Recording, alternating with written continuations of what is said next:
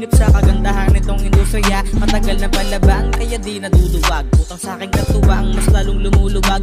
Alam ko na mas mahaba pa ang panahon para makatalon sa katuwaan na isasagad sa aking ilalahat. Di na para magtaka kung bakit walang kurol pag ako ang pantasa. Ako'y nagpakalulong, di ako nang kumawala sa aking pagkalulong sa mundo ng musika. Kung bakit palaging yabang ng yabang, itong pangalan ko lamang. Gusto umabot sa laban ay para magkaalaman kung ano ang kasangkapan, kung dapat ko bang lasahan o